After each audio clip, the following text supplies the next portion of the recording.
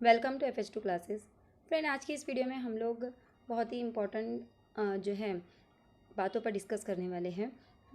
जैसा कि मैंने एक प्लान किया था कि मैं आप लोगों के लिए एक मैराथन क्लास लेकर आऊँगी। उसके लिए कुछ और प्लानिंग थी, लेकिन जैसा कि टेट एग्ज़ाम का सिलेबस, पैटर्न, सभी चीज़ें बहुत ज़्यादा चेंज हो गई है। तो इसके लिए मैंने जो अपना जो प्लानिंग थी मेरी मैराथन से रिलेटेड, वो भी मैंने थोड़ी सी चेंज की हूँ। मैंने जो भी टॉपिक सोचा था कि मैं मैराथन सेशन में लूँगी आपके रीजनिंग के, अब उनको स्किप करके मैं मैराथन सेशन के अंदर आपको जो है प्रैक्टिस पेपर करवाऊँगी। यानी IBPS ने जो बैंकिंग के क्लर्क के जो एग्ज़ाम लिए हैं, उस बेस पर ही उस लेवल के क्वेश्चन जो है टेट में पूछे जा रहे हैं। तो मैं जो है आप लोगों को एक डेमो पेपर ऑलरेडी मैं उस तरह का दे चुकी हूँ। उसमें हमने कुछ क्वेश्चंस की प्रैक्टिस और बहुत ही इंपॉर्टेंट क्वेश्चन की हमने प्रैक्टिस किए थे। वो वीडियो देखने के बाद जिन लोगों ने भी एग्ज़ाम दिया होगा, तो प्लीज़ मुझे अपना रिव्यू ज़रूर बताना आप कि जो चीज़ें मैं बताई हूँ आप लोगों को वीडियो के अंदर, क्या वो आप लोगों को फ़ायदेमंद साबित हुई या नहीं हुई। तो प्लीज़ मुझे कमेंट करके ज़रूर बताना कि आप लोगों को कितना फ़ायदा हुआ, ताकि आगे की प्लानिंग मैं उस हिसाब से कर सकूँ कि आने वाली डेट में जिन लोगों के भी एग्ज़ाम हैं उनका ज़्यादा से ज़्यादा फ़ायदा हो सके। तो आज की इस वीडियो में हम लोग वैसा ही एक और प्रैक्टिस पेपर लेंगे। या तो हम इसको गेस पेपर कह सकते हैं, हम इसको डेमो पेपर कह सकते हैं, या प्रैक्टिस पेपर, आपको जो नाम देना है आप दे सकते हैं। मकसद यही है कि इस वीडियो को आप पूरा देखें, एंड तक देखें। वीडियो बड़ी भी हो सकती है, 1 घंटे की हो सकती है, 2 घंटे की हो सकती है, क्योंकि इसके अंदर ऑल टॉपिक मैं कवर करवाने वाली हूँ। मैं इसमें इंग्लिश के टॉपिक भी कवर करवाऊँगी, प्लस मैं इसमें रीजनिंग के भी कवर करवाऊँगी। और CDP तो ऑलरेडी हम इतने सारे वीडियोस CDP के देख चुके हैं। मैंने CDP का पूरा 23 से 24 सेट के जो CDP है मैंने एनालाइज़ करवाई हूँ। तो इसलिए मैंने यहाँ पर उसको CDP को इंक्लूड नहीं किया है, क्योंकि ये CDP के ऑलरेडी हमारे सेपरेट वीडियो बने हुए हैं। आप वो वीडियोस को देखिए, वो सारे के सारे जो एप्लीकेशन बेस्ड ही क्वेश्चन है। जैसा कि मैं आपको हमेशा से कहती आ रही थी कि टेट एग्ज़ाम के अंदर थ्योरी से रिलेटेड इतना ज़्यादा कुछ नहीं पूछा जाता है। एक आधा क्वेश्चन पूछा जाता था, लेकिन अब तो वो भी नहीं पूछा जा रहा है। तो आपको application based, situational based question आपको सॉल्व करने हैं। तो आप अगर रेफर करना चाहते तो प्रीवियस वीडियो जो है मेरी CDP की आपको देखिए, आपको इंशाल्लाह बहुत ज़्यादा फ़ायदा होगा। आपको आइडिया आ जाएगा कि किस तरह से हमको वहाँ पर लॉजिक लगाना है, कैसे आंसर हमको देने हैं। ओके, तो चलिए आज की इस वीडियो में हम लोग कुछ इंग्लिश के और रीजनिंग के जो इंपॉर्टेंट टॉपिक है जो कि एग्जाम में पूछे जा रहे हैं, और जो कि IBPS के फेवरेट टॉपिक है। यानी जैसा कि हम लोगों को जो हमारे स्टूडेंट हैं उनसे सुनने में आया है, जो भी टॉपिक के बारे में वो बता रहे हैं कि ये टॉपिक पर इतने इतने क्वेश्चन इस तरह के आए थे। तो जब मैंने IBPS ने जो एग्ज़ाम ली थी बैंक के क्लर्क के, वो जब पेपर डाउनलोड करके जब उनका एनालाइज़ किया, तो एज़ इट इज़ वही पैटर्न, वही क्वेश्चन, वही चीज़ें और वही टॉपिक जो है मुझे उन पेपर्स में देखने को मिला। तो इसके लिए मैं आप लोगों को कल भी जो मैंने आपको पेपर सॉल्व करवाया था, वो IBPS का ही SBI के लिए जो लिया गया पेपर था, वो पेपर था जिसको मैंने सॉल्व करके फिर आपको या आप लोगों के सामने प्रेजेंट किया। आज भी ये जो पेपर है ये काफ़ी लेंथी पेपर है, इसके लिए वीडियो बड़ी भी हो सकती है, या फिर अगर ज़्यादा लेंथी हो जाएंगी वीडियो तो हम इसको 2 पार्ट में कर लेंगे। अभी ये तो जब शुरू होगा, जब हम धीरे धीरे आगे बढ़ेंगे तब मुझे समझ में आएगा। अगर एक पार्ट में पॉसिबल हुआ तो इसको मैं एक ही पार्ट में कंप्लीट करवा दूंगी आपका, और अगर ज़्यादा लेंथी हो जाता है तो फिर हम इसको 2 पार्ट में कवर करेंगे। लेकिन ये बहुत ही ज़्यादा इंपॉर्टेंट है, क्योंकि आज का जो पेपर है एज़ इट इज़, जैसा हमने स्टूडेंट की रिव्यू लिए एज़ इट इज़ उसी बेस पर ये क्वेश्चन पेपर है। बिल्कुल उसी टाइप के क्वेश्चन, वैसे ही क्वेश्चन इसमें पूछे गए। तो पूरा आप जो है वीडियो ज़रूर देखिए, आपको फ़ायदा होगा ही होगा। इतने दिनों से आप स्टडी करते आ रहे हैं, तो कुछ दिन और जो है आप स्टडी करिए और चैनल से जुड़े रहिए। आप लोगों का नुकसान नहीं होगा, इंशाल्लाह फ़ायदा ही होगा। क्योंकि इतनी लेट वीडियो अपलोड करने का मकसद यही है कि आज मुझे जितना भी, मेरे जो बिज़ी शेड्यूल था उसमें से जितना भी टाइम मुझे मिला है, मैंने इस पेपर को एनालाइज़ किया, इसका सोल्यूशन जो है किया, और फिर मैं आपको उसके सामने प्रेजेंट कर रही हूँ। क्योंकि पहले मुझे खुद उसको सॉल्व करना पड़ा, मुझे खुद उसके आंसर्स निकालने पड़े, उसको वेरीफाई करना पड़ा आंसर की से। उसके बाद जो है फिर मैं आप लोगों के सामने इसको प्रेजेंट कर रही हूँ। तो इसके लिए मुझे ये जो है दिन में से जैसा भी मुझे जितना भी टाइम मिल रहा था, फ्री टाइम मेरे बिजी शेड्यूल का, मैं ये पेपर सॉल्व करने में लगा रही थी। तो मैंने इतनी मेहनत की है इस पेपर के पीछे। तो आप लोगों का भी काम है कि आप इसको ज़्यादा से ज़्यादा शेयर करें, जिस भी टेलीग्राम ग्रुप में, जिस भी व्हाट्सएप ग्रुप में आप लोग हैं, आप हर जगह इसको से शेयर कीजिए। और अगर नहीं कर सकते तो कम से कम लाइक तो ज़रूर करिए, क्योंकि आपके लाइक की क्वांटिटी जितनी ज़्यादा होंगी वीडियो उतनी ज़्यादा वायरल होंगी, और ये वीडियो बहुत ही ज़्यादा इंपॉर्टेंट है, बहुत ज़्यादा इंपॉर्टेंट है। ओके, तो चलिए हम स्टार्ट करते हैं। सबसे पहले हम लोग इंग्लिश के क्वेश्चन लेंगे। इंग्लिश में किस टाइप के क्वेश्चन जो है इसमें पूछे जा रहे हैं, तो देखिए क्या है। डायरेक्शन क्या दी गई है in the given question award. देखिए आपको स्पीड बढ़ानी होगी अभी पढ़ने के लिए, और आपको समझने की भी, आपकी कॉम्प्रिहेंशन स्पीड भी आपको बढ़ानी होगी। क्वेश्चन काफ़ी लेंदी है, लेकिन जो मेन टॉपिक की तरफ आपको जाना है वहाँ पर आपको टाइम जो है सही से मैनेज करना है। तो देखिए क्या सवाल है एग्जैक्टली, ये क्या है, इसमें क्या पूछ रहा है। In the given question a word has been printed in bold, यानी इस क्वेश्चन के अंदर कुछ वर्ड जो है वो बोल्ड में प्रिंट किए गए हैं। Below the sentence alternatives to the emboldened words have been given as A, B, C and D, which may help improve the sentence, यानी जो बोल्ड किए गए जो वर्ड्स हैं उनके नीचे ऑप्शन दिए गए हैं 4 ABCD। उस वर्ड की जगह पर इन चारों में से कौन सा ऑप्शन सही आ सकता है जो कि सेंटेंस को एक्यूरेट करे या सेंटेंस को सही बनाए। Okay, choose the correct alternative out of the given 5 option. तो ये 5 ऑप्शन में से आपको जो करेक्ट है वो आपको सिलेक्ट करना है।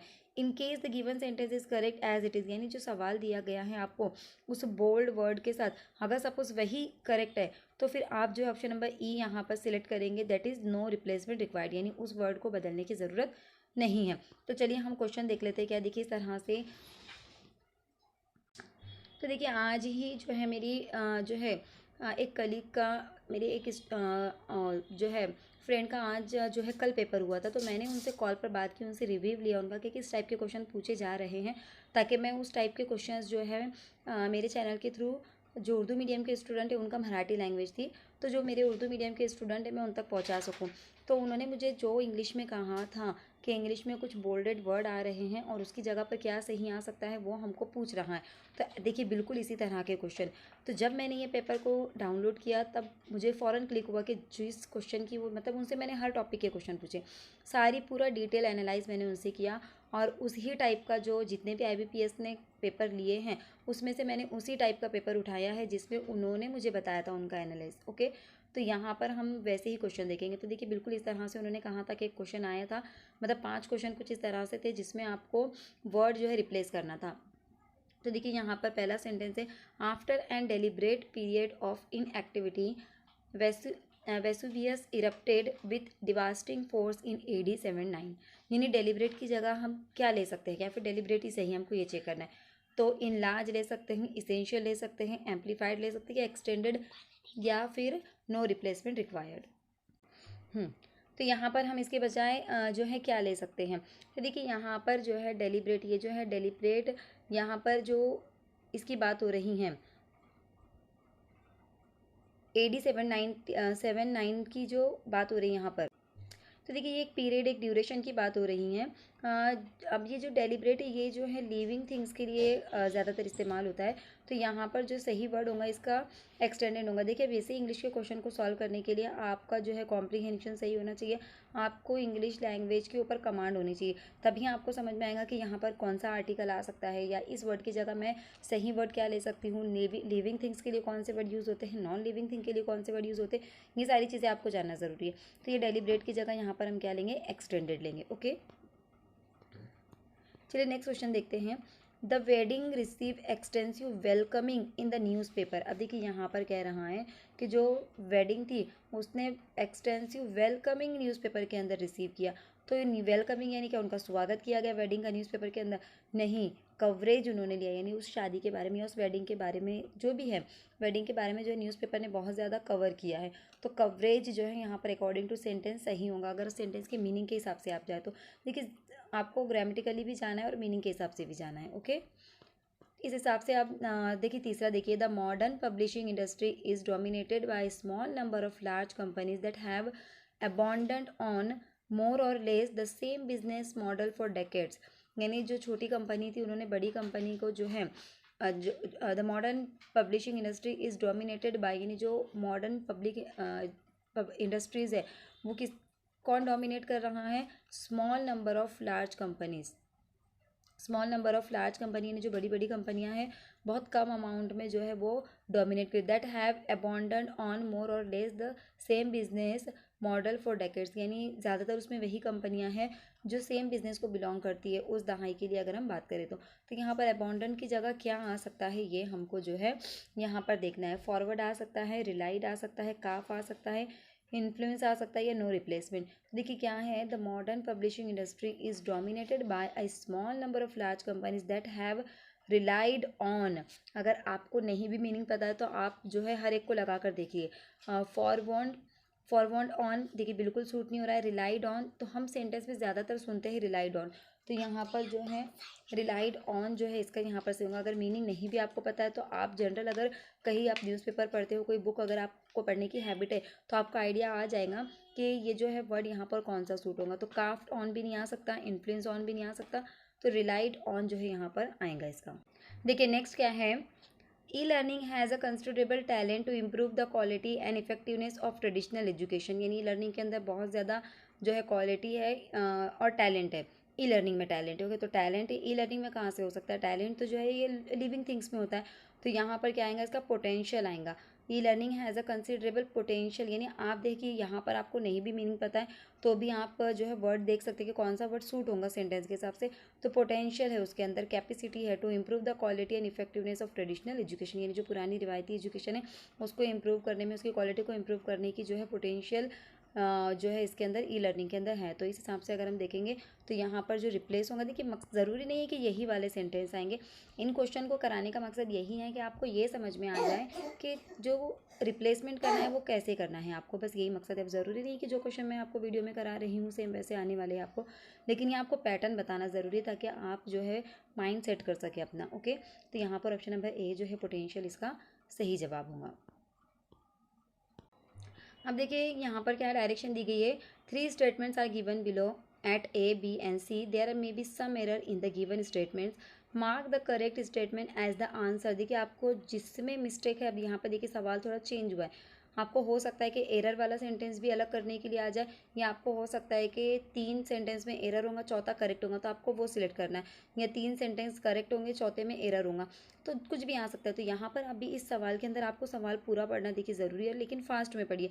क्या आपको क्या करना है, देखिए mark the correct statement as the answer, जो भी ऑप्शन दिए गए हैं उनमें से जो करेक्ट स्टेटमेंट है वो आपका आंसर होना चाहिए। If all the statements are incorrect, लेकिन सपोज अगर चारों ऑप्शन में या 3 ऑप्शन जो भी दिए गए हैं उनमें से एक भी करेक्ट नहीं है तो मार्क ऑप्शन ई, तो जो ऑप्शन दिए गए आपको वहाँ से ऑप्शन ई सिलेक्ट करना है, that is all are incorrect, okay, as the answer. तो चलिए हम जो है मेन क्वेश्चन की तरफ देखते क्या है। देखिए अब ये 3 सेंटेंस हमारे पास है, इन तीनों में से हमको ये देखना है कि कौन सा सेंटेंस एग्जैक्टली करेक्ट सेंटेंस है, ओके। तब यहाँ पर देखेंगे हम इसका क्या आंसर है। The supervisor charge his assistance of negligence towards the duty, okay, यानी द सुपरवाइज़र ने जो है उसके असिस्टेंट को चार्ज किया क्योंकि उसने जो है अपनी जो ड्यूटी को निगलेक्ट किया था या नज़रअंदाज किया था, ये उसमें कोताही की थी। The report state that the project have been running on time, यानी यहाँ पर क्या कह रहा है, देखिए the report state that the project have been running on time, okay. तो यहाँ पे देखिए अगर हम देखेंगे तो ये इसमें सेंटेंस में हमको मिस्टेक नज़र आ रही है कि ये जो है सिंगुलर है द रिपोर्ट, और थर्ड पर्सन एज के जैसा ये, तो द रिपोर्ट स्टेट्स, यहाँ पे क्या आएगा, states that the project have been running on time, और यहाँ पर हैव बिन की बजाय हैज़ बिन आएगा, क्यों, क्योंकि ये सिंगुलर है, प्रोजेक्ट एक प्रोजेक्ट की बात हो रही है, ओके। तो ये एक मिस्टेक हो गई। The government is heavily relying on the Atmanirbhar project to cope with the economic slum, okay, यानी जो गवर्नमेंट है वो ज़्यादातर आत्मनिर्भर जो है प्रोजेक्ट पर जोर दे रही हैं स्लम एरिया में, यानी स्लम एरिया को जो है इकोनॉमिकली आत्मनिर्भर बनाने के लिए, सेल्फ जो है कहेंगे हम इंडिपेंडेंट बनाने के लिए कोशिश कर रही हैं। तो यहाँ पर अगर हम देखेंगे तो देखिए स्टेटमेंट सी एग्जैक्टली यहाँ पर करेक्ट है। The supervisor charge his assistants for negligence, यहाँ पर ऑफ की जगह पर क्या आना चाहिए था, फोर आना चाहिए था, तो ये भी इनकरेक्ट हो गया। तो यहाँ पर अगर आप एग्जैक्टली तो देखिए आपको मिस्टेक कहाँ पर ढूंढनी है, आपको प्रिपोजिशन सही है क्या चेक करना है, आपको टेंसेस सही है क्या चेक करना है, सिंगुलर प्लूरल के हिसाब से जो वर्ब दिया गया है वो सही है क्या चेक करना है, मतलब ग्रामेटिकल मिस्टेक आपको सर्च करें। तो यहाँ पर जो ग्रामेटिकल मिस्टेक थी वो तो एक स्टेट के अंदर थी और एक हैव बिन में थी, यानी हैज़ बिन आना चाहिए था। तो ऑप्शन नंबर सी एग्जैक्टली यहाँ पर करेक्ट है। तो इसका जो आंसर है ऑप्शन दिए गए हैं तो ऑप्शन नंबर सी ही इसका जवाब है, ओनली सी, ओके। तो इस हिसाब से अगर हम देखेंगे तो ये इसका यहाँ पे सही जवाब है। तो मैं आपको बस आइडिया लगा रही हूँ, बता रही हूँ कि किस तरह के क्वेश्चन जो है एरर में या फिर जो बोल्डेड वर्ड्स में है रिप्लेसमेंट के लिए आ सकते हैं। अभी ये ज़रूरी नहीं कि एज इट इज़ पेपर आने वाला है, ये बिल्कुल भी नहीं है, ये सिर्फ पैटर्न है, ये सिर्फ प्रैक्टिस है, इस टाइप के क्वेश्चन आपको आ सकते हैं, okay.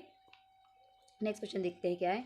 The centre and the service has been under development for the last 1.5 year. Okay, अब देखिए यहाँ पर जस्ट अ मिनट। ओके, तो देखिए क्या है, the centre and the service has been under development for the last 1.5 years. तो देखिए यहाँ पर हमको चेक करना है, क्या क्या चीज़ें चेक करेंगे हम, वर्ब चेक करेंगे। सबसे पहले तो वर्ब को ही आपको देखना है और प्रीपोजिशन देखना है। देखिए यहाँ पर वर्ब है हैज़ बीन, और प्रीपोजिशन है अंडर डेवलपमेंट। देखिए यहाँ पर the centre and the service, देखिए दो चीज़ों को जो ये जो है प्लूरल है, सेंटर एंड सर्विस, तो हैज़ बीन की बजाय यहाँ पर आना चाहिए था हैव बीन। ओके, तो ये एक मिस्टेक हो गई। अब ऑप्शन नंबर बी देख लेते हैं हम। The centre will run on advance technologies and AI ML tools to mitigate potential threats। चलो देखते हैं आगे। We will be continue to invest in the centre in all form as the business expand. तो देखिए इस sentence के अंदर अगर आप बात करेंगे तो टेंस की यहाँ पर देखिए मिस्टेक है, बी का यहाँ पे कोई यूज़ नहीं है। बी कब यूज़ होता है विल के साथ, जब वर्ब में आईएनजी होता है। अब या तो यहाँ पे वर्ब में आईएनजी चाहिए था, या तो फिर ये बी नहीं चाहिए था। तो इस हिसाब से सी के अंदर भी जो है मिस्टेक है। देखिए यहाँ पर टेंस की मिस्टेक के ऊपर हेल्पिंग वर्ब की मिस्टेक है। ओके, तो इस हिसाब से ऑप्शन नंबर बी जो है एग्जैक्टली करेक्ट है। तो इसका आंसर जो होगा ओनली बी, यानी बी ही यहाँ पर दिया गया, ऑप्शन नंबर बी में ओनली बी। तो बी इसका यहाँ पे सही जवाब है।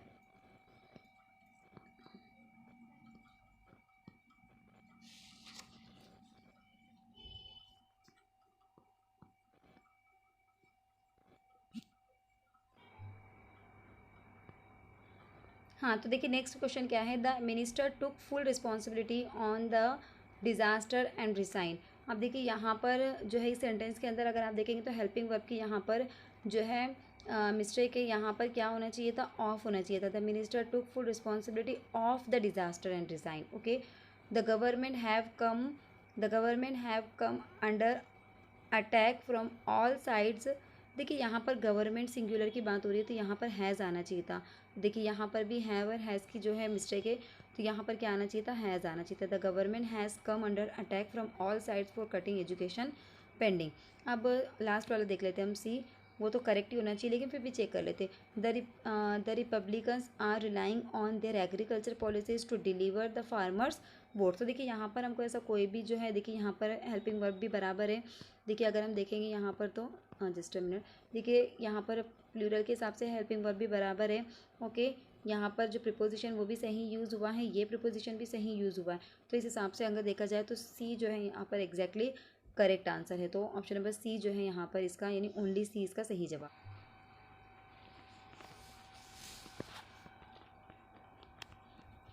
देखिए नेक्स्ट सेंटेंस क्या है, नेक्स्ट क्वेश्चन कुछ इस तरह से है। In the given question a statement has been divided into 5 segment, each of which is denoted by A B C D and E. Rearrange all the segments to form a coherent statement. यानी आपको यहाँ पर statement दिए गए हैं, उसको आपको arrange करना है और एक मीनिंगफुल आपको पैराग्राफ यहाँ पर तैयार करना है। ओके, तो देखिए मैं इसको यहाँ पर डायरेक्टली आपको सीक्वेंस बता देती हूँ, क्योंकि ये ज़रूरी नहीं है कि यही वाला आने वाला है। तो ये बस एज अ प्रैक्टिस मैंने जो है आपके लिए यहाँ पर रखा है। तो मैं इसकी डायरेक्टली आपको सीक्वेंस बता देती हूँ कि क्या सबसे पहले आएगा। तो देखिए इसमें सबसे पहले जो है ये सी आएगा। Okay, adoption of the cloud enables business giant. Okay, उसके बाद जो है ई आएगा यहाँ पर। Okay, to run their process connect, E आ जाएगा। उसके बाद क्या आएगा, देखिए उसके बाद आएगा आपका A, to large entities such as customer. Okay, to large entities such as customer, यहाँ पर ए आएगा। उसके बाद क्या आएगा, देखिए and supplier and reach out. फिर आएगा यहाँ पर आपका B, to global customer efficiently. तो यहाँ पर आएगा इसका डी। तो देखिए किस तरह से पैराग्राफ बन रहा है, हम देखेंगे भी। Adoption of the cloud enable to run their process connect to large entities such as customers and suppliers and reach out to global customer efficiency। तो इसको जो है आप इसके थ्रू भी जा सकते हैं, ऑप्शन के थ्रू। आपको जो भी ऑप्शन दिए गए हैं आप फास्ट में उनको जो है अरेंज करके पढ़ने की कोशिश कीजिए कि ये मीनिंगफुल आपको लग रहा है। जो भी आपको लगता है कि ये अरेंजमेंट मीनिंगफुल है, आप उसको टिक मार्क कर लीजिए। खुद से अरेंज करने से बेहतर है आप जो है एक बार इसको जो है एलिमिनेट करते जाइए ऑप्शन को। ओके, तो इस हिसाब से अगर हम देखेंगे तो ऑप्शन नंबर सी जो है यहाँ पर CEABD हमारा सही जवाब होगा रीअरेंज करने के लिए। उसके बाद देख लेते हैं हम लोग नेक्स्ट क्वेश्चन क्या है। मैनेज म्यूजिकल, मतलब यहाँ पर जो सेंटेंस दिए गए उसको आपको जो है मैनेज करना है। ओके, यहाँ पर क्या है, देखिए manage music playback and calls with just a few, click on the back of the earbud, touch control that can help you 1+ earbuds offer. तब यहाँ पर देखिए सबसे पहले क्या आएगा, जाहिर सी बात है ऑफ़र जो हो रहा है, जो भी ऑफ़र दिया जा रहा है उसकी बात सबसे पहले आएंगी यहाँ पर। तो यहाँ पर सबसे पहले आपका आ जाएगा ई, क्या आएगा सबसे पहले आपका ई आएगा कि 1+ ईयरबड्स ऑफ़र। क्या ऑफ़र दे रहा है वो, touch control that can help. यहाँ पर डी जो है दूसरे नंबर पर आएगा। उसके बाद क्या आएगा देखिए, मैनेज म्यूज़िक प्लेबैक, यानी एक टच बटन दिया गया है जो कंट्रोल करता है, मतलब किस चीज़ को हेल्प करने में कंट्रोल करता है, ए, यानी manage music playback and calls. उसके बाद ए के बाद क्या आ जाएगा, कॉल्स आ जाएगा, and calls with just a few. उसके बाद क्या आ जाएगा, C, click on the back of the earbuds. तो देखिए इस तरह से ये मीनिंगफुल सेंटेंस आपका बन गया। नेक्स्ट देखिए क्या है, to localise in the vicinity of the cancerous side, the study highlighted by maneuvering nanometers inside a new way of targeting cancer cells, a tumor and waiting for them। तब यहाँ पर आपको इसको रीअरेंज करना है, तो आप चाहे तो इसको ऑप्शन के थ्रू भी जा सकते हैं। आप ऑप्शन को अरेंज करके देखिए, उसके हिसाब से आप सेंटेंस को, पैराग्राफ को पढ़ के देखिए। अगर आपको लगता है कि ये मीनिंगफुल है तो आप उसको क्लिक कर लीजिए, क्योंकि ऐसे खुद से आप अगर खुद से कर सकते हैं तो बहुत अच्छी बात है, नहीं आ रहा है तो फिर ऑप्शन के थ्रू जा सकते हैं, लेकिन बहुत फास्ट आपको जाना है। तब यहाँ पर इसका सबसे पहले क्या आएगा, मैं आपको मीनिंग के हिसाब से बता देती हूँ। तो देखिए सबसे पहले जो है हम यहाँ पर बी लेंगे। ओके, सबसे पहले हम लेंगे बी, द स्टडी हाईलाइटेड, यानी स्टडी ने क्या हाईलाइट किया, क्या चीज़ें बताई हमको, अ new way of targeting cancer sales, यानी कैंसर के सेल्स को टारगेट करने का नया तरीका जो है स्टडी के ज़रिए मालूम हुआ है। ओके, उसके बाद क्या आएंगे देखिए, सी आएगा by manoeuvring nano motors insight. यहाँ पर क्या है, सी इसके बाद आएगा, मतलब उसका मेथड बताया गया है कि किस तरह से कर सकते हैं। ओके, सी आ जाएगा। उसके बाद क्या आएगा देखिए, ई आएगा, an tumour and waiting for them. Okay, तो यहाँ पर आ जाएगा फिर ई आ जाएगा, और फिर उसके बाद सबसे आखिर में क्या आएगा, to localise in the vicinity of the cancerous site. यहाँ पर ए आ जाएगा, मतलब प्रोसेस बताया गया है कि किस तरह से उसको हैंडल किया जा सकता है। तो यहाँ पर इस तरह से जो सेंटेंस बनेगा, किस तरह से बनेगा देखिए, हम सेंटेंस जो है पैराग्राफ पढ़ लेते। The study highlighted a new way of targeting cancer cells by manoeuvring nanomotors inside a tumour and waiting for them to localise in the vicinity of the cancerous site. देखिए कितना हमको ये पढ़ने के बाद सही लग रहा है। तो इस हिसाब से BDCEA, BDCEA देखिए कहाँ पर है, ऑप्शन नंबर बी में है, यहाँ पर BDCEA जो है यहाँ पर इसका सही जवाब होगा। नेक्स्ट देखिए क्या है, नेक्स्ट सेंटेंस है, a press conference in Ottawa on family members study permit holders and people entering on compassionate ground as announce at Canada is planning to ease travel residence. तो देखिए यहाँ पर अगर आप देखेंगे तो सबका जो है डी से सेंटेंस शुरू हो रहा है। अगर आप ऑप्शन के थ्रू जाएंगे तो हम डी से शुरू करेंगे, एज अनाउंस्ड एट। ओके, तो हम यहाँ पर डी से हमको जुमला शुरू करना है। इसके बाद आप आगे का उसी के अकॉर्डिंग जो है रीअरेंज करके देख सकते हैं। देखिए यहाँ पर डी के बाद 2 ऑप्शन में ए है, तो आप चाहे तो उसको सबसे पहले रीअरेंज करके देखिए, या फिर आपको जो भी लगता है, क्योंकि सबके स्टार्टिंग में तो यहाँ पर डी ही है।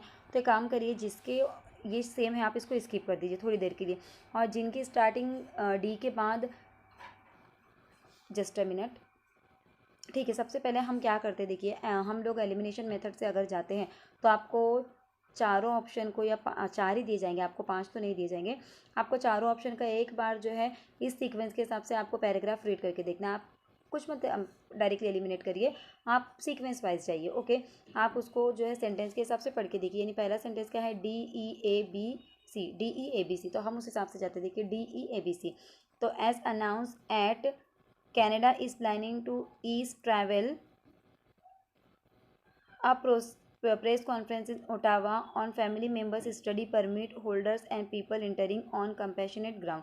देखिए ये हमको इतना कुछ मीनिंगफुल यहाँ पर सेंटेंस जो है पैराग्राफ नहीं लग रहा है। उसके बाद हम नेक्स्ट वाले ऑप्शन के थ्रू अगर जाते हैं, DBCAE, क्या है नेक्स्ट वाला, DBCAE।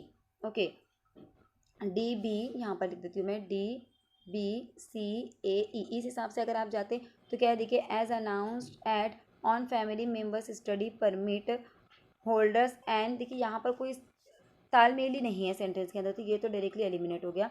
मीनिंग के थ्रू आपको जाना, आपको मीनिंग भी समझ के चलना है। ओके, उसके बाद देखिए सी जो है यहाँ पर DAEBC, अब इसको हम रख कर देखते हैं, DAEBC यहाँ पर मैं रख कर देखती हूँ। चलिए क्या है देखिए, DAEBC, EBNC। अब इस सीक्वेंस को हम रख के देखते हैं कि हमको ये मीनिंगफुल लग रहा है या सीक्वेंस हमको सही लग रही है। तो as announce at a press conference in Ottawa, तो देखिए एक अनाउंसमेंट हुई, कहाँ पर हुई, एट यानी कहीं तो भी हुई, या तो जगह होगा या जहाँ पर भी हुई वो होगा। तो eight a press conference in Ottawa, तो यहाँ तक तो हमको ये सही लग रहा है। ओके, अब हम लास्ट वाला ऑप्शन चेक कर लेते हैं कि उसमें ए से शुरू है क्या।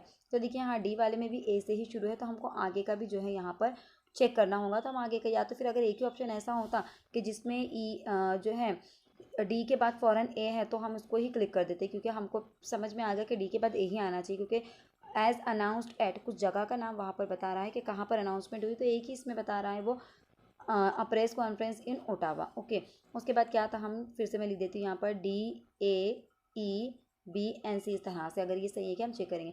अब उसके बाद ई आएगा, Canada is sorry a press conference as announce at a press conference in Ottawa. Okay, Ottawa कहाँ पर है, ये एड्रेस बता रहा है, ओटावा का कहाँ पर है। Canada is planning to ease travel restrictions, okay, on family members, study permit holders and people entering on compassionate grounds. तो देखिए यहाँ पर ये बिल्कुल एग्जैक्टली हमको according to meaning, according to sentence जो ज्वाइनिंग कर रहे हैं वो हमको लिंक लग रहा है। तो यहाँ पर इसका जो आंसर होगा यही होगा, ऑप्शन नंबर सी। ओके, तो इस हिसाब से अगर देखेंगे तो ऑप्शन नंबर सी इसका सही जवाब है। तो आपको नहीं अरेंज करते आ रहा है, सर घूम रहा है, तो आप फ़ौरन कुछ सेकंड के अंदर एलिमिनेशन मेथड के ज़रिए जो है ऑप्शन को एलिमिनेट करते जाइए। जो आपको लगता है सही है बस उसको क्लिक करके आप आगे बढ़ जाइए। ज़्यादा टाइम वेस्ट खुद से उसको अरेंज करने की, ज़्यादा अगर नहीं आ रहा है तो बिल्कुल खुद से अरेंज करने की कोशिश मत करिए। ऑप्शन दिए गए हैं, अरेंजमेंट दिया गया है, उसको ही एलिमिनेट करिए आप। ओके, देखिए अब यहाँ पे हमने जो इंग्लिश के जिस भी टाइप के जैसे क्वेश्चन आते हैं मैंने आपको बता दी उनके सारे पैटर्न।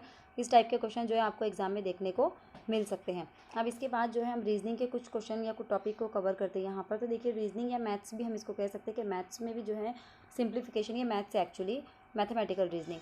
तो व्हाट अप्रॉक्सीमेट, देखिए आपको ये फोकस करना है, एग्जैक्ट वैल्यू पूछे या अप्रॉक्सीमेट। तो देखिए अप्रॉक्सीमेट वालों को सॉल्व करना थोड़ा आसान हो जाता है। What approximate value will come in place of question mark in the following questions? You are not expected to calculate the exact value. हमको एग्जैक्ट वैल्यू कैलकुलेट नहीं करनी है।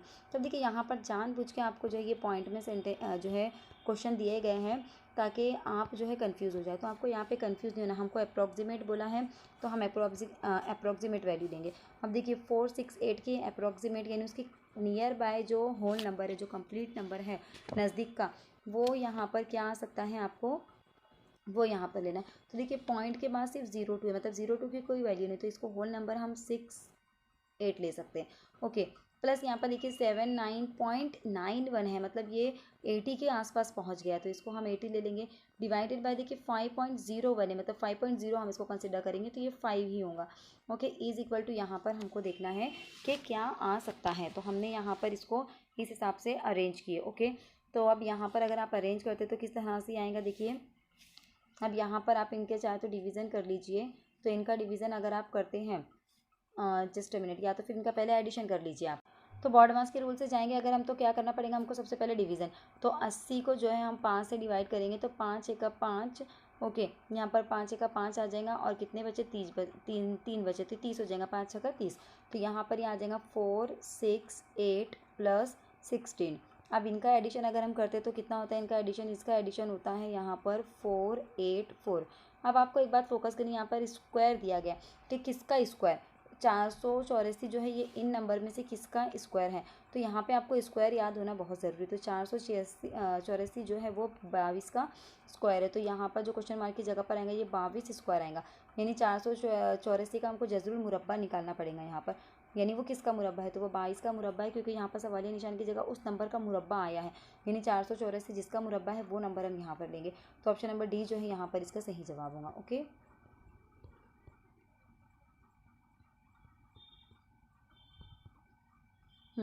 नेक्स्ट क्वेश्चन देखिए क्या है। नेक्स्ट क्वेश्चन भी कुछ इसी तरह से अप्रॉक्सीमेट वाला है। आपको अप्रॉक्सीमेट वैल्यू निकालनी है, एग्जैक्ट वैल्यू आपको नहीं निकालनी।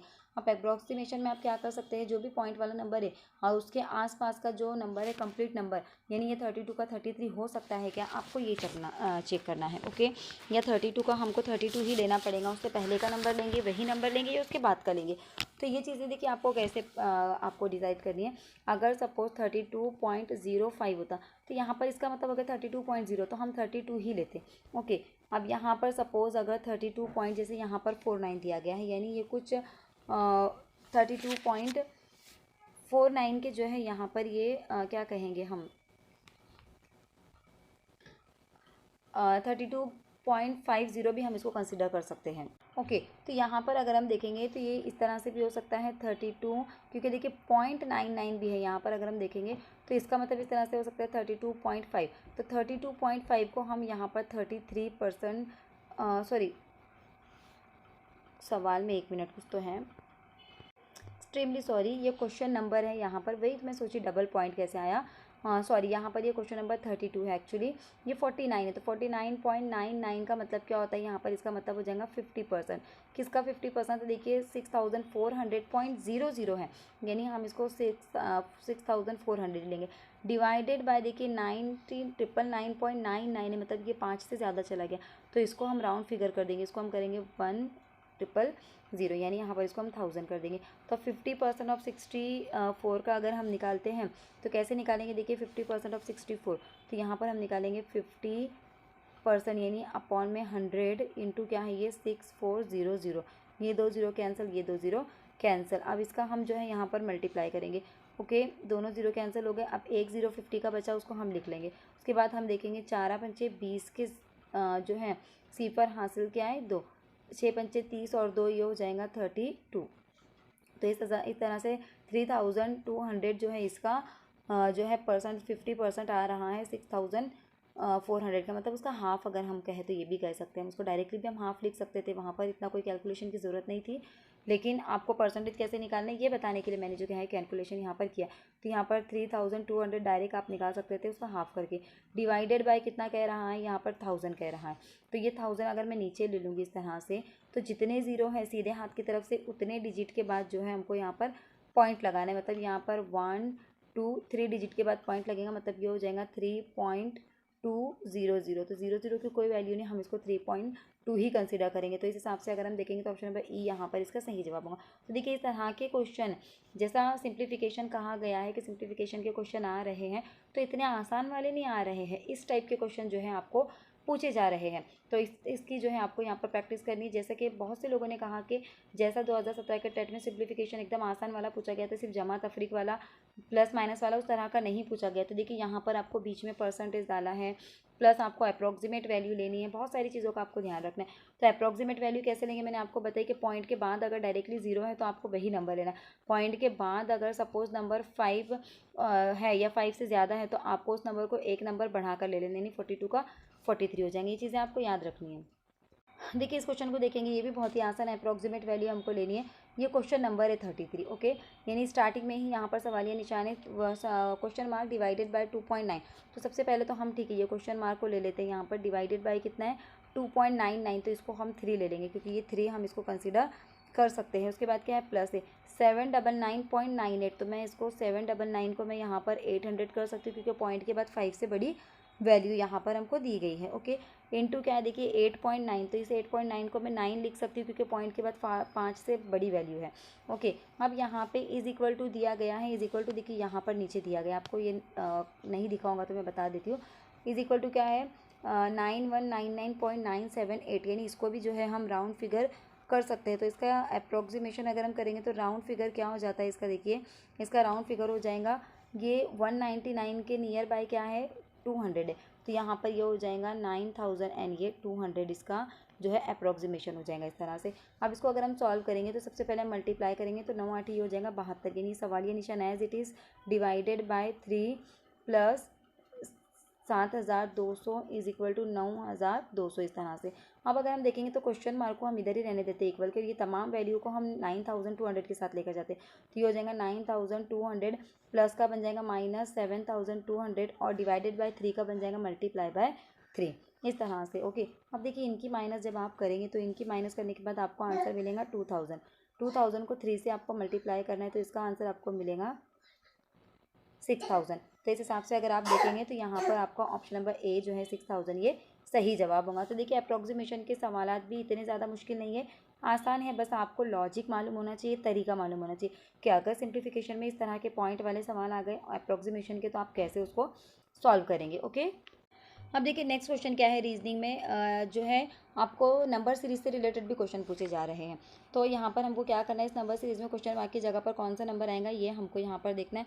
तो क्वेश्चन नंबर ये 36 एक्चुअली, ओके, यहाँ पर ये जो है क्वेश्चन नंबर 36 दिया गया है। अब यहाँ पर क्या है देखिए 42, 67, 116, 406। अब देखिए वैल्यू काफ़ी जो है तेज़ी से यहाँ पर हमको बढ़ती हुई नज़र आ रही हैं, ओके। तो यहाँ पर आपको सीरीज़ पहचानी है। तो देखिए यहाँ पर आप अगर देखेंगे तो ये जो नंबर है ये कोई स्क्वायर नंबर भी नहीं है, ओके ना। यहाँ पर अगर हम देखेंगे तो इनके हम अगर डिफरेंस निकालते तो देखिए 67 में से 42 का डिफरेंस अगर निकालते हैं तो 7 में से 2 गए 5, 6 में से 4 गया 1, यहाँ पे 15 का डिफरेंस है। लेकिन इनके बीच में 15 का डिफरेंस है क्या, वो हमको चेक करना पड़ेगा। 67 में से अगर हम माइनस करेंगे तो 16 में से 7 गए तो कितने बचेंगे, 9, ओके। ये बन गया 10, 10 में से 6 गए तो 4, और ये 149 का डिफरेंस है। यानी यहाँ पर अगर देखेंगे तो सॉरी 149 नहीं आएगा, यहाँ पे 67, ओके। ये 11 का डायरेक्टली 10 बन जाएगा, 10 में से 6 गए तो 449 का डिफरेंस है यहाँ पर। तो ये डिफरेंस जो है ये भी जो है कैसा है हमको ये देखना है यहाँ पर, ओके। अब इनके बीच का डिफरेंस भी निकालेंगे तो ये 25 का डिफरेंस है इनके बीच का, 15 नहीं है, गलती हो गई। तो यहाँ पर अगर देखेंगे तो देखिए ये 25 का डिफरेंस, ये 49 का डिफरेंस। इसका मतलब हमको ये समझ में आ रहा है कि ये जो 25 जो है और 49 दोनों नंबर में क्या कनेक्शन है। तो देखिए 25 5 का स्क्वायर है, 49 7 का स्क्वायर है, यानी जो नंबर है उसके अंदर प्राइम नंबर के स्क्वायर को ऐड किया गया, ओके। यानी यहाँ पर जो है 42 में ऐड किया गया +5 स्क्वायर, 67 में ऐड किया गया है +7 स्क्वायर। उस हिसाब से 116 में ऐड करना होगा हमको +7 के बाद क्या आता है देखिए 7 के बाद हमको यहाँ पर +11, क्योंकि प्राइम नंबर लिए गए हैं, ओके। तो 11 का स्क्वायर हमको ऐड करना होगा। तो 116 में 121 जो है हम यहाँ पर ऐड करेंगे तो ये हो जाएगा 7, 2 और 1 3, और ये 237 जो है ऑप्शन नंबर बी यहाँ पे इसका सही जवाब होगा। नेक्स्ट देख लेते क्या है 37। देखिए क्या है, सॉरी क्वेश्चन नंबर पे हम फोकस नहीं करेंगे क्योंकि जो इंपॉर्टेंट है मैंने वही ली उस सेट से, बाकी के स्किप किया है। तो देखिए क्या है यहाँ पर क्वेश्चन नंबर 37 जो है ये क्वेश्चन नंबर है 37, okay. 32, 50, 86, question mark 212 and then 302। तो यहाँ पे भी अगर हम देखेंगे तो ये नंबर जो है छोटे से बड़े की तरफ जा रहे हैं, यानी ये या तो स्क्वायर हो सकते हैं या इनमें स्क्वायर ऐड हो सकता है, या जो है कोई एक पर्टिकुलर सीक्वेंस यहाँ पर हमको देखनी होंगी। तो हम देखेंगे कि 50 और 32 का डिफरेंस निकाल के देखेंगे। तो यहाँ पर इनका डिफरेंस निकालेंगे, 10 में से 2 गए 8, 4 में से 3 गया 1, यानी 18 का डिफरेंस आ रहा है। उसके बाद 86 में से जो है 50 निकाल के देखेंगे, 6 में से 0 गए 6, 8 में से 5 गए तो कितने बचे 3, यानी 36 का। तो देखिए ये अगला डिफरेंस आ रहा है 36 का।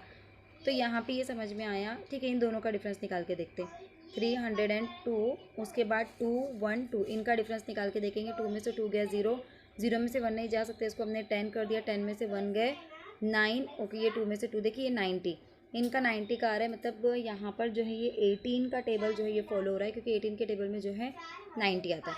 तो इस हिसाब से अगर हम देखेंगे तो 18, 36, उसके बाद क्या आएगा, उसके बाद आएगा 54। तो यहाँ पर इसका मतलब ये है कि ये जो 86 है इसमें हमको क्या करना होगा, 54 ऐड करना होगा, मतलब यहाँ पे हमको ये 54 जो है ऐड करना होगा।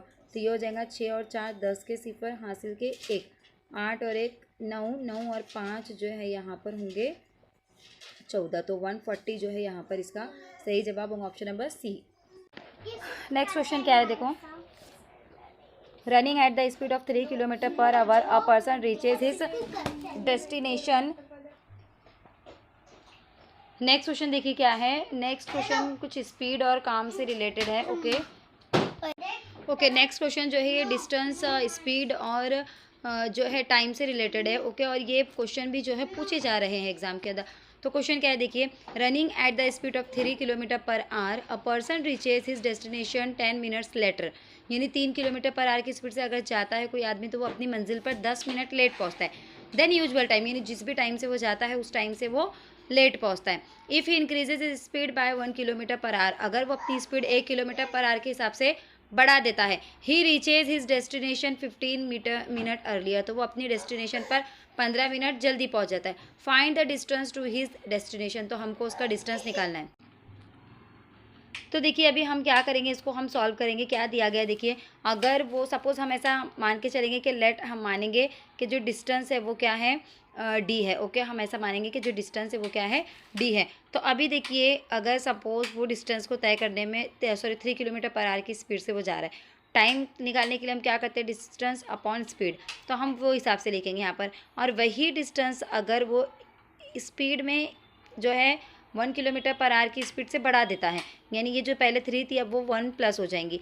ओके, अब ये जो है इनका जो डिफरेंस आ रहा है वो किसके बराबर है, देखिए ये जब अगर हम देखेंगे कि 3 किलोमीटर पर आवर के हिसाब से चल रहा था तो 10 मिनट लेट पहुंच रहा था, लेकिन जब वो 1 घंटा उसने पर आवर बढ़ा दिया तो वो 15 मिनट जो है वो जल्दी पहुंच गया। तो जो टाइम दिया गया है, यहाँ पे शॉर्ट ट्रिक बता रही हूँ मैं, जो टाइम दिया गया है जितना भी, वो टाइम का एडिशन करेंगे, उनका एलसीएम निकालेंगे। तो इनका एलसीएम कितना निकलता है, इनका एलसीएम 60 निकलता है। इस तरह से आप इनका एलसीएम निकाल देंगे। अब इसके बाद अगर हम देखेंगे तो ये हो जाएगा D/3 माइनस D/4, इस तरह से हो जाएगा। और ये हो जाएगा हमारा 25/60। ओके, अब इसके बाद हम देखेंगे, हम इनका भी जो है एलसीएम निकालेंगे और डी को कॉमन में ले लेंगे। तो ये डी कॉमन में आ गया और इनका एलसीएम निकलेगा 12। और हम जब इसको डिवाइड करते हैं तो ये हो जाएगा 5×5 = 25, 5×1 = 5, 60 को कट करेंगे तो 12×5 = 60 होता है। तो ये हो जाएगा 5/12। तो देखिए यहाँ पर ये जो 12 सेम है, इसको हम कैंसिल कर देंगे तो ये हो जाएगा D = 5, यानी डिस्टेंस कितना था, 5 किलोमीटर का जो है यहाँ पर डिस्टेंस था। तो ये शॉर्ट ट्रिक है आपको याद रखने की। अगर कुछ इस तरह से दिया जाए, जो है स्पीड दे दी जाए और उसमें कमी या ज़्यादती बताई जाए, तो जो भी टाइम में फ़र्क पड़ता है वो टाइम का एडिशन लेंगे और दोनों स्पीड का हम जो है फ़र्क लेंगे और वो टाइम का एडिशन लेंगे और उनका एलसीएम निकालेंगे। इस तरह से ये ट्रिक जो है आपको यूज़ करनी है। नेक्स्ट क्वेश्चन देखिए क्या है। नेक्स्ट क्वेश्चन है, a person invest certain amount on simple interest. तो SI का भी हमने जो पेपर एनालिसिस देखे थे उसमें आपने देखे होंगे कि हमने डिस्टेंस टाइम वगैरह का, चाहे वो रेलवे से हो चाहे कार से हो, वो देखे। और उसके बाद हमने SI और CI का, यानी सिंपल इंटरेस्ट और कंपाउंड इंटरेस्ट के भी हमने क्वेश्चन जो है, जो स्टूडेंट ने हमको रिव्यू दिए थे उसमें हमने देखे, उनसे सुने। तो यहाँ पे क्या है, a person invest certain amount on simple interest, यानी एक जो पर्सन है वो कुछ अमाउंट, सर्टेन अमाउंट जो है सिंपल इंटरेस्ट, मतलब कुछ अमाउंट इन्वेस्ट करता है सिंपल इंटरेस्ट के ऊपर।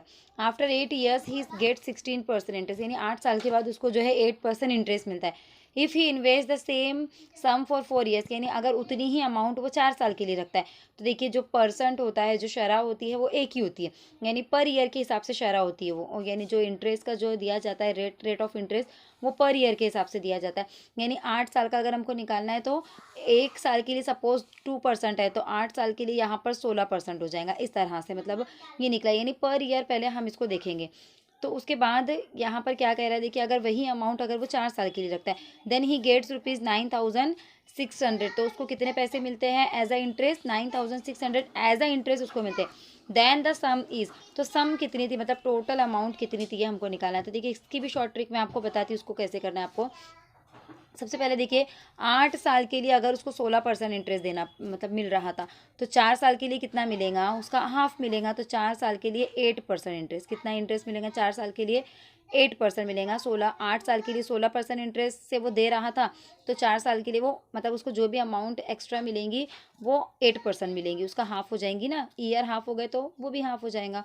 अब यहाँ पे अगर 8% इंटरेस्ट उसको जो मिल रहा है, अगर वो 9,600 के बराबर है, क्या कह रहा है, 4 ईयर्स के लिए अगर रखते हैं तो he gets ₹9,600 as a interest, यानी जो इंटरेस्ट मिल रहा है वो 9,600 है। तो 4 साल के लिए कितने परसेंट इंटरेस्ट पे उसको मिला, जो उसने इन्वेस्ट किया था उसके ऊपर जो अमाउंट उसको एक्स्ट्रा मिली वो कितने इंटरेस्ट पर मिली, उसको 4 साल के लिए 8% पर मिली, यानी 8% अमाउंट जो है ये 9,600 है।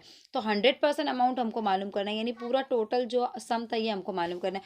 तो 8% हमने निकाले 9,600, सॉरी 1% हम कैसे निकालेंगे, इस 9,600 को जब हम 8 से डिवाइड करेंगे तो ये आ जाएगा 8 1 ज़ा 8 2 ज़ा 0 0, तो ये आ गया हमारा 1% इज इक्वल टू 1200। अब 1% इज इक्वल टू 1200 आ गया, हमको बोल रहा है सम कितना होगा, यानी पूरा 100% कितना होगा। हर सम, पूरा सम यानी क्या, पूरा 100%, उस जो भी 100% था उसका 8% तो 9,600 आ रहा, और उसी अमाउंट का जो भी सम अमाउंट थी जो उसने इन्वेस्ट किया था उसका 1% 1200 आ रहा, तो उसका 100% कितना आएगा, तो इस 1200 को 100 से मल्टीप्लाई करेंगे, यानी 1,20,000, ये जो है इसका आंसर जस्ट अ मिनट। तो 1,20,000 1,20,000 जो है यहाँ पर इसका आंसर आएगा। ओके, तो इस हिसाब से देखिए ऑप्शन नंबर ए भी नहीं है, बी भी नहीं है, सी भी नहीं है, डी भी नहीं है। उसके नीचे हम देख लेते हैं ऑप्शन कुछ और दिया गया कि तो नन ऑफ दीज जो है यहाँ पर इसका सही जवाब होगा। तो क्या शॉर्ट ट्रिक थी हमने देखे, एक बार फिर से हम लोग रिवाइज कर लेते हैं यहाँ पर कि भाई 8 साल के लिए अगर 16% है, 8 साल के लिए 16% है, तो 4 साल के लिए वही कितना हो जाएगा, 8% हो जाएगा। और ये जो 8% इंटरेस्ट उसको मिल रहा था वो कितना मिल रहा था, 9,600 मिल रहा था। तो 1% कितना हो जाएगा, 1% हो जाएगा यहाँ पर 1,200। अब 1% अमाउंट हमने निकाले 1,200, जो भी टोटल अमाउंट थी उसका 1% 1,200 हो रहा, तो उसका 100% यानी जो एक्चुअल अमाउंट है वो कितनी हो जाएंगी, फिर वो हो जाएंगी 1,20,000। लेकिन ऑप्शन में नहीं दिया गया है, इसके लिए नन ऑफ दीज हम यहाँ पर लेंगे। तो उम्मीद करती हूँ ये सिंपल इंटरेस्ट वाला जो सवाल है बिना फॉर्मूले के देखिए बहुत ही कम वक्त में हमने इसको सॉल्व कर लिया, बस आपका कंसेप्ट क्लियर होना चाहिए।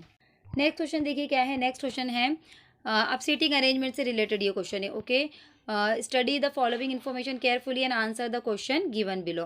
तो यहाँ पर ये क्वेश्चन दिया गया हमको, इसको हमको जो है सीटिंग अरेंजमेंट जो है ये करना है हमको। तो देखिए क्या है सवाल, क्या है देखिए, हम सवाल देख लेते पहले main. 8 person A B C D E F and G and H are seated in a linear. देखिए यहाँ पर हमको लीनियर का कह रहा है। Okay, in a linear row some of them are facing north whiles others are facing south. देखिए ये बहुत ही फेवरेट टॉपिक हो गया इसका कि कुछ साउथ की तरफ है कुछ नॉर्थ की तरफ है। H sits second to the left of E, यानी एच जो है वो ई के लेफ्ट में सेकंड नंबर पर है। Who seat at the end of the row, यानी ई कहाँ पर है, देखिए ई की डायरेक्ट पोजीशन बता दी गई कि एंड ऑफ द रो है। तो अगर एंड ऑफ द रो अगर हम उसको यहाँ पर रखेंगे, ओके, यानी लेफ्ट साइड में रखेंगे, तो उसके लेफ्ट में कहाँ से जगह बचेंगी, जब हम उसको राइट के एंड पर रखेंगे तो उसके लेफ्ट में सेकंड नंबर पर हम जो है एच को ले सकते हैं। Who seat at the end of row, D seat to the, तो चलिए हम इसके हिसाब से कर लेते हैं। यहाँ पे मेन सिचुएशन हमारी यहाँ से मेन क्वेश्चन स्टार्ट होता है, तो हम इसको नीचे वो हिसाब से ड्रॉ करते जाते हैं। ओके, जो जो कह रहा है, क्या कह रहा है देखिए, कितने पर्सन है, 8% है, तो हम इस तरह से 8% का बना लेते हैं। 1 2 3 4 5 6 7 एंड ये 8। अब क्या कह रहा है देखिए, H sits second to the left of E. अब एच जो है वो ई के लेफ्ट में सेकंड नंबर पर, लेकिन ई कहाँ है, तो देखिए ई के बारे में कह रहा है। ये देखिए अगर आपने मेरा सीटिंग अरेंजमेंट वाला जो मैंने अभी रिसेंट में कुछ 4-5 दिन पहले जो वीडियो डाली वो अगर आपने देखे, तो मैंने उसमें बताई थी आपको कि अगर एक ही सेंटेंस के अंदर दो लोग आ रहे हैं, एक सेंटेंस के अंदर 2 लोगों की पोजीशन बता रहा है, तो जुमले में जो आता है तो वो किसके लिए आएगा, सेकंड वाले के लिए आएगा जुमले में। ये चीज़ें देखिए यहाँ पर बहुत काम आएंगी। तो ये हु किसके लिए इस्तेमाल हो रहा है, जो आपको इसका उर्दू में ट्रांसलेशन मिल जाएगा। माफ़ी चाहती हूँ मैं कि उर्दू के क्वेश्चन मतलब उर्दू लैंग्वेज में मैं क्वेश्चन नहीं ला पा रही हूँ अभी, क्योंकि मेरे पास इतना वक्त नहीं है कि मैं इनको ट्रांसलेट करके खुद के नोट्स तैयार कर सकूँ। जैसे पेपर जो है बैंकिंग के क्लर्क के या जो भी पेपर मुझे मिल रहे हैं, इससे जो IBPS कंपनी ने लिए हैं मैं उनको एज इट इज़ ले रही हूँ, क्योंकि इतना टाइम नहीं है और मैं चाहती हूँ कि मैं पूरा पेपर पूरे कंसेप्ट क्लियर करवाऊँ। वरना अगर मैं नोट्स बनवाने बैठूँगी उर्दू मीडियम के, खुद उसको अगर ट्रांसलेट करने बैठूँगी तो इतना टाइम हमारे पास अभी नहीं है। ओके, तो अब यहाँ पे देखिए हु किसके लिए इस्तेमाल हो रहा है, सेकंड वाले के लिए यानी ई के लिए। तो who seat at the end of the row, who यानी ये E. Okay, E sits at the end of the row. अब अगर एच जो है वो ई के लेफ्ट में है दूसरे नंबर पर, अगर मैंने यहाँ पर सपोज ई को ले ली, कह रहा है कि ई जो लाइन दी गई है उसके कॉर्नर पर है, तो इसके लेफ्ट में जगह बचेगी क्या, नहीं बच रही है। इसका मतलब यहाँ पर जो है ई को हमको कहाँ लेना पड़ेगा, ई को हमको यहाँ लेना पड़ेगा, तब इसके लेफ्ट में सेकंड नंबर पर ये एच आ सकता है। बराबर। अभी देखिए आपको लेफ्ट आपको साउथ नॉर्थ फेस किसी का भी नहीं पता है, तो आपको जो क्वेश्चन में पोजीशन दी गई है आप नॉर्थ के हिसाब से उसको एडजस्ट करेंगे। आप यही समझेंगे कि अभी इनके फेस नॉर्थ की तरफ है, बाद में जो फेसेस है वो हम क्या करेंगे, उनके अरेंज कर लेंगे। ओके, अब यहाँ पे फिर क्या कह रहा है देखिए, D seat to the immediate right of A. अब जो डी है वो ए के इमीडिएट राइट में है हु। अब ये हु किसके लिए आया है, ए के लिए। हु फेसेस द साउथ, यानी ए जो है क्या फेस कर रहा है, साउथ की तरफ उसका फेस है। तो डी जो है सी to the immediate right of A, यानी उसके फॉरन इमीडिएट राइट में कौन है, ए है डी के, और डी का फेस कहाँ पर है, साउथ की तरफ। C seat second to the left of D. अब जो डी के लेफ्ट में सेकंड नंबर पर कौन है, सी है। तो देखिए अगर यहाँ पे सपोज हम यहाँ पे अगर मैं डी लेती हूँ तो इसके सेकंड नंबर पे ये 2 जगह बच गई। अब क्या कह रहा है देखिए, D seat to the immediate right of A, यानी right immediate right of A है, तो मतलब यहाँ पर मैं ए ले लूँगी क्योंकि ए का जो फेस है वो नॉर्थ की तरफ है। सपोज ए का फेस कहाँ पर है, नॉर्थ की तरफ है। तो हमने यहाँ पर अगर ए ले लिया, मैंने ये पोजीशन किस हिसाब से रखी क्योंकि मुझे डी के लेफ्ट में जो है दूसरे नंबर पर सी चाहिए था और ए जो है वो डी के राइट में चाहिए था, इस तरह से हमको लेना था। अब ई का जो फेस है वो साउथ की तरफ है, ये ई का फेस साउथ की तरफ है तो उसका राइट हमारे उल्टे हाथ की तरफ आ जाएगा। सॉरी, ए का फेस साउथ की तरफ है, मैं इसको साउथ की तरफ कर देती हूँ। ओके, इस तरह से हम उसको ले लेंगे। ए का फेस साउथ की तरफ से तो उसका राइट हमारे लेफ्ट में आ जाएगा, तो इमीडिएट राइट में कौन है, ए के यहाँ पर डी है। Okay, C seat second to the left of D. अब सी कहाँ पर है, डी के लेफ्ट में सेकंड नंबर पे। अब क्या कह रहा है देखिए यहाँ पर, अब जिनके फेस हमको नहीं दिए गए हम उनके नॉर्थ में ही समझेंगे। ओके, जिनके कहाँ गया है स्पेसिफाई उनको हम साउथ समझेंगे, ये चीज़ आपको याद रखनी, कंफ्यूज नहीं होना। C seat second to the left of D. अब डी का तो हमको कोई फेस यहाँ पर नहीं दिया गया तो हम उसको नॉर्थ में ही उसका फेस जो है हम कंसिडर करेंगे। इस तरह से नॉर्थ में फेस है तो उसके लेफ्ट में सेकेंड नंबर पर कौन है, यहाँ पर सी है। ओके, उसके बाद हम देखेंगे faces the same direction, who faces the same direction as E, यानी ई की डायरेक्शन जहाँ पर है। देखिए C seat second to the left of D, यानी डी के जो लेफ्ट में है। हु फेसेस, अब किसकी बात हो रही है यहाँ पर, देखिए जिस जो सेकंड नंबर पर आता है, हु फेसेस यानी डी फेस कर रहा है क्या, सेम डायरेक्शन एज ई, जहाँ पर ई की डायरेक्शन है। तो ई से तो हमने शुरुआत करे थे, ई का जो फेस था वो नॉर्थ में था, तब तो हमने एच जो है उसके लेफ्ट में लिए थे इस साइड में। तो इस हिसाब से अगर हम देखेंगे तो डी की जो फेस है वो भी कहाँ पर हो जाएंगे, नॉर्थ पर हो जाएंगी। Okay, H who is not an immediate neighbour of A faces the opposite. Just a minute, ये वाला फिगर आप चाहे तो ड्रॉ कर लीजिए। नीचे आधा क्वेश्चन है, मैं वापस एक फिगर ड्रॉ कर देती हूँ, जितना अभी हमारा बना हुआ है उतना मैं जो है वापस से ड्रॉ कर दूंगी। ओके, ठीक है। अभी देखिए क्या कह रहा है, H who is not an immediate neighbour of A, यानी एच जो है वो इमीडिएट नेबर नहीं है ए का। Faces the opposite direction of E, यानी ई की जो है अपोजिट डायरेक्शन ये फेस कर रहा है। कौन फेस कर रहा है, देखिए एच। एच जो है वो ए के इमीडिएट नेबर में नहीं है। ओके, तो वो कौन सी डायरेक्शन फेस कर रहा है, अपोजिट डायरेक्शन फेस कर रहा है ई की, यानी ई का नॉर्थ था तो ए का क्या हो जाएगा, साउथ हो जाएगा। तो यहाँ तक हो गया, तो हम यहाँ पे उसका वापस से फिगर जो है मैं आपको ड्रॉ करके यहाँ पे बता देती हूँ इस तरह से। 1 2 3 4 5 6 7 एंड ये 8। ओके, अब यहाँ पर हम इनके नाम डाल देंगे, क्या क्या हमने अब तक डाले थे। तो हमने ई लिए थे। ओके, मैं ई यहाँ पर ले लेती हूँ, ई लिए थे। उसके बाद हमने क्या लिए थे, एच लिए थे। ओके, एच के बाद जो है हमारा डी और सी आया था। यहाँ पर हमारा डी था और यहाँ पर हमारा सी था। उसके बाद हमने ए भी ले लिए थे। ओके, यहाँ पर जो है हमारा ए था। अब क्या कह रहा है, क्या कह रहा था, एच। एच जो कि इमीडिएट नेबर नहीं है, यहाँ पे इनकी पोजीशन में लगा देती हूँ, ये नॉर्थ की तरफ इसका फेस है। ओके, अगर हम देखेंगे यहाँ पर तो सी का फेस कहाँ पर था, सी का फेस साउथ में था।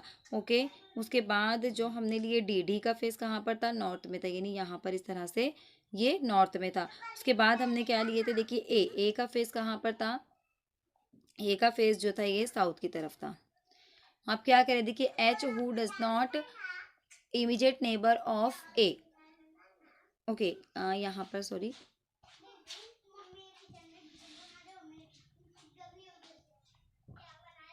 ठीक है। देखिए फिर से मैंने ये फिगर ड्रॉ कर लिया। आधा क्वेश्चन हमारा यहाँ पे क्या सेंटेंस था, देखिए ये जो एच स्टार यहाँ तक देखिए हमारा फिगर हो गया था।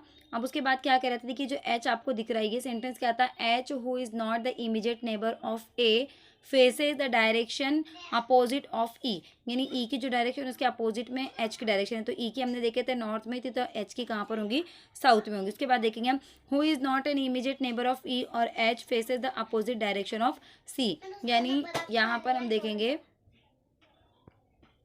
अब क्या कह रहे हैं, देखिए F who is not an neighbour of E और एच, यानी एफ जो है वो ई और एच का नेबर नहीं है, मतलब यहाँ पर नहीं आ सकता फिर वो। ओके, तो कहाँ पर आ जाएगा फिर एफ, एफ हमारा यहाँ पर आ जाएगा।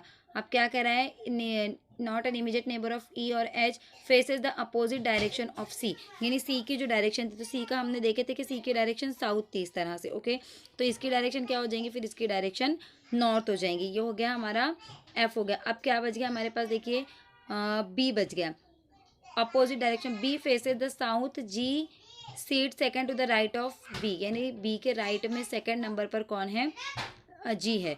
तो यहाँ पर अगर हम देखेंगे, अगर मैं यहाँ पर सपोज बी को लेती हूँ, मैं यहाँ पर अगर बी को इधर रख देती हूँ मैं, ओके, लेकिन बी की जो पोजीशन है क्या कर रहा है, बी फेसेस द साउथ। अगर मैंने बी को यहाँ पर रख दिया, देखिए आप अच्छे से देखिए, यहाँ पर अगर मैंने बी को रख दिया साउथ पोजीशन में, तो उसके राइट में यानी हमारे लेफ्ट में सेकंड नंबर पर जगह बच रही है क्या, नहीं बच रही है।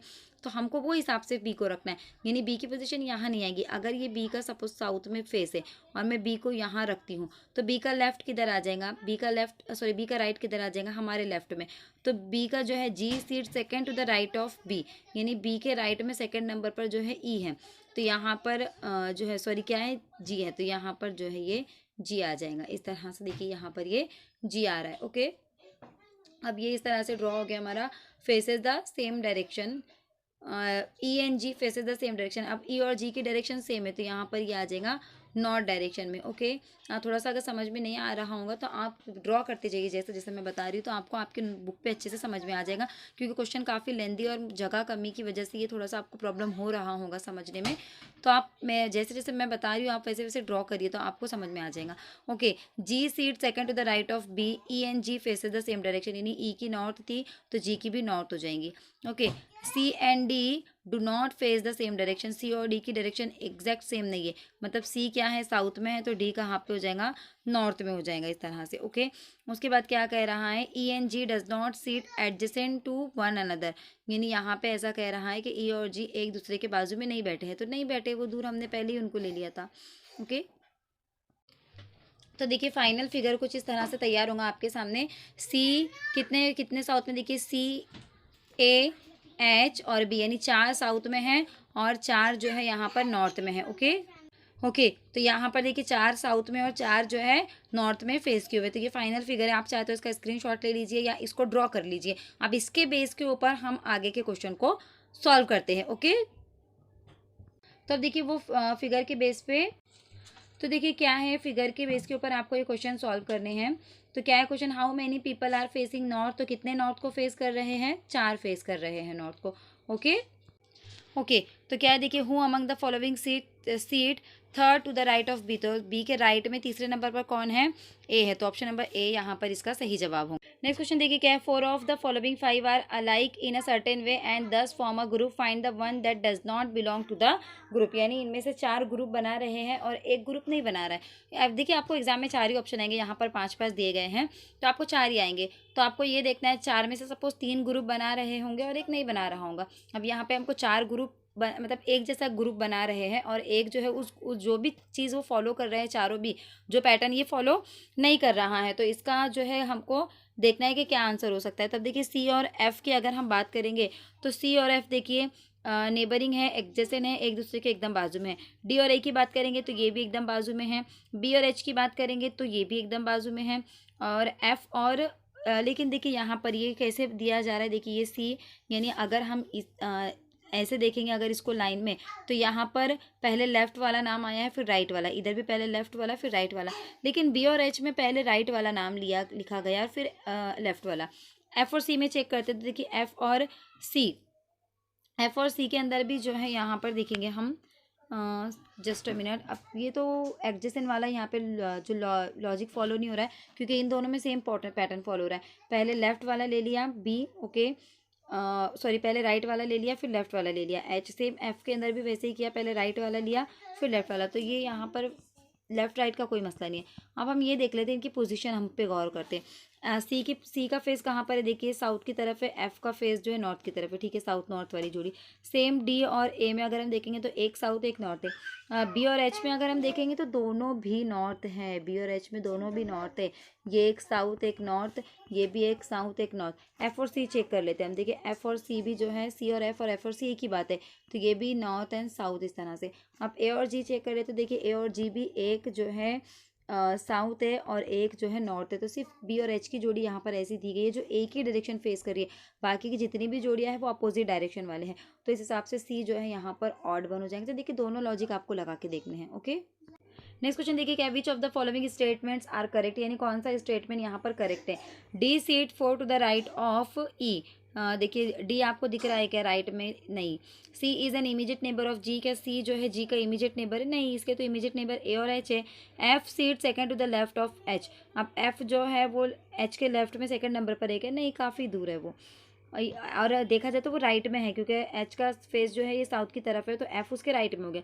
B faces the same direction as C, अब बी की जो डायरेक्शन है वही सी की है क्या? हाँ जी बिल्कुल, ये जो है ऑप्शन नंबर डी यहाँ पर करेक्ट हो रहा है, दोनों की डायरेक्शन एग्जैक्टली सेम है, तो इस हिसाब से ऑप्शन नंबर डी इसका सही जवाब होगा। अब नेक्स्ट क्वेश्चन देखिए क्या है, ये सर्कुलर सीटिंग अरेंजमेंट से रिलेटेड है। 6 पर्सन है जो कि सर्कुलर में बैठे हैं around a circle arrangement facing the centre, यानी सारे के सारे सेंटर में हैं। ओके, तो अब यहाँ पर क्या है, each of them like different fruit, और सबको अलग अलग फ्रूट पसंद है, जैसे बनाना, मैंगो, ग्रेप्स, पपाया, गवा, एप्पल वगैरह। अब इसकी हम सीक्वेंस देख लेते हैं नीचे कैसी है। ओके, यहाँ पर इनकी मेन पोजीशन दी गई है। अब हम देख लेते हैं इनकी पोजीशन किस तरह से। देखिए क्या कह रहा है, देखिए फेसिंग द सेंटर है। Okay, the one who likes, अब पहले तो हम ये बनाते हैं, इसको सर्कल बना लेते हैं हम इस तरह से। कितने लोग हैं? 6 लोग हैं, तो हम 6 पोजीशन बना लेंगे। ओके, इस तरह से हमने ये 6 पोजीशन ड्रॉ कर लिए। ओके, अब क्या कह रहा है, देखिए यहाँ पे इनके सबके फेस सर्कल की सेंटर की तरफ है, तो इसके लिए अगर हमको राइट में जाना, मैंने आपको देखिए सीटिंग अरेंजमेंट से रिलेटेड मेरी वीडियो वो ज़रूर देखिए आप, जो मैंने बेसिक वाली वीडियो बनाई हूँ अभी कुछ 2-4 दिन पहले ही, उसमें सारी बातें बताई गई है। आप अगर सेंटर में अगर सर्कल में बैठे हैं, सेंटर की तरफ अगर इनका फेस है, तो अगर आपको राइट में जाना है तो एंटी क्लॉकवाइज आपको जाना पड़ेगा, यानी ये आपको राइट में जाने के लिए एंटी क्लॉकवाइज करना पड़ेगा। और अगर आपको लेफ्ट में आना है तो आपको जो है यहाँ पर क्लॉकवाइज डायरेक्शन में जो है जाना पड़ेगा। ओके, तो यहाँ पर आपको जो है ये क्लॉकवाइज डायरेक्शन में जो है आपको लेफ़्ट के लिए आना पड़ेगा, तो ये चीज़ें आपको याद रखनी है। ओके, अब यहाँ पर देखिए क्या कह रहा है, the one who like guava sits to the immediate right of A, यानी जहाँ पर भी ए है तो हम कहीं पर भी ए की पोजीशन ले लेंगे। सपोज मैंने यहाँ पर ए ली, तो क्या कह रहा है, the one who like guava sits to the immediate right of A. अब राइट में, इमीडिएट राइट में ए के, तो यहाँ पर जो भी है पर्सन बैठे हुआ इसको गवा पसंद है। ओके, तो ये मैं इस तरह से जी ए लिख देती हूँ, गवा उसको पसंद है, सॉरी जी यू। ओके, ये हम यहाँ पर शॉर्ट में लिखेंगे। अब देखिए जो ए के इमीडिएट राइट में है उसको गवा पसंद है। अब वो कौन है ए बी सी डी में से अभी हमको एग्जैक्टली नहीं पता है। Okay, immediate right of A, अब यहाँ तक हो गया हमारा। सी लाइक मैंगो, अब क्या कह रहा है, देखिए C like mango and sits to the right of D, यानी जो सी है उसको मैंगो पसंद है और वो कहाँ पर है, देखिए third to the right of D, यानी डी के राइट में तीसरे नंबर पे। तो अब अगर सपोज मैं यहाँ पे अगर सपोज मैं डी ले लेती हूँ,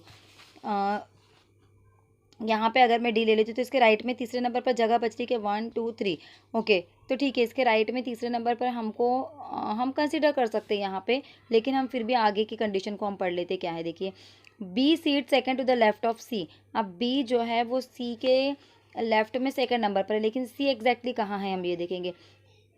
okay, B likes neither papaya nor grapes, अब बी को जो है ना तो पपाया पसंद है ना ही उसको ग्रेप पसंद है। Okay, A is adjacent to neither C nor F, अब ए जो है वो ना तो सी के एडजेसेंट है ना तो एफ के, यानी यहाँ पर ए और यहाँ पर जो है जस्ट अ मिनट, यानी यहाँ पर जो है सी और एफ दोनों में से कुछ भी यहाँ पे नहीं आ सकता। हमको ये बात याद रखनी है। ओके, ये चीज़ आपको ये भी आपको वहाँ पे लिख कर रखना है साइड में। ओके, यानी ए के जो ये राइट वाली पोजीशन है, जो ये वाली पोजीशन है, यहाँ पर क्या नहीं आ सकता, यहाँ पर सी और एफ ये दोनों नहीं आ सकते। Okay, the one who like grapes sit second to the right of the one who like papaya, यानी जिसको पपाया पसंद है वो कहाँ पर है, ओके, जिनको पपाया पसंद है वो कहाँ पर है, देखिए the one who like papaya, the one who likes grapes sits second to the right of the one who like papaya. E is adjacent to the one who does not like apple. अब ए उसके जो ई उसके adjacent में है जिसको Apple पसंद नहीं है। अब देखिए यहाँ पे आपको सबसे पहले तो आपको जो है जो ये दिया गया है फ्रूट्स, पहले उसको अरेंज कर लेंगे हम। ओके, कोई एक चीज़ को पहले हम अरेंज कर लेंगे। अब क्या कह रहा है, देखिए the one who like guava sits to the immediate right of A, C like mango and sits third to the right of D. अब डी के राइट में तीसरे नंबर पर यहाँ पर हमको क्या कह रहा है, देखिए सी है। B like neither papaya nor grapes, अब बी को ना तो पपाया पसंद है ना ही ग्रेप पसंद है।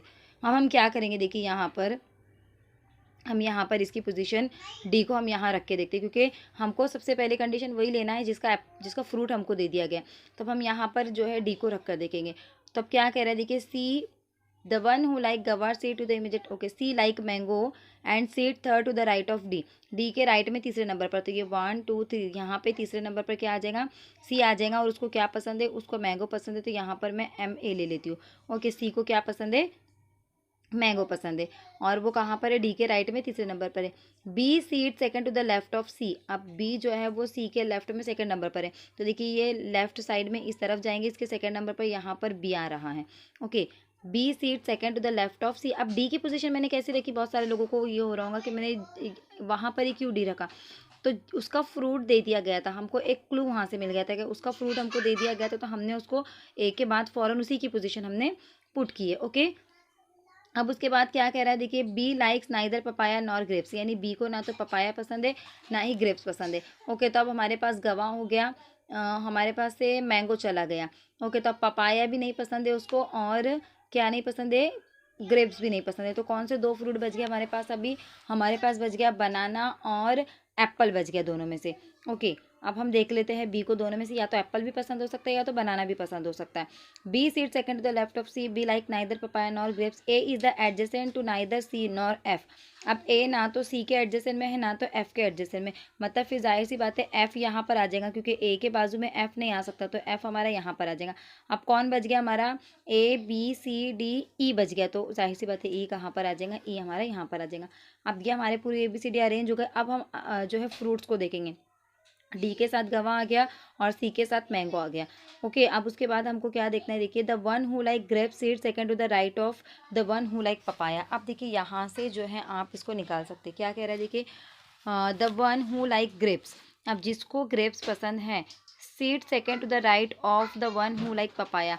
अब देखिए बी को तो पपाया पसंद नहीं है, तो अगर हम यहाँ पर अगर एफ को देख लेते हैं, अगर हम ओके यहाँ पर, तो अगर क्या कह रहा है, देखिए the one who like grape sit second to the right of the one who like papaya, तो हम अगर एफ़ की जगह पे यहाँ पर अगर हम एफ़ को ले लेते हैं, पपाया अगर एफ़ को पसंद है सपोज, क्योंकि बी को तो नहीं पसंद है, तो यहाँ अगर जस्ट अ मिनट, यहाँ अगर हम समझते हैं कि इसको पपाया पसंद है, ये PA मैं इसको ले रही हूँ, या मैं दूसरा कलर ले लेती हूँ।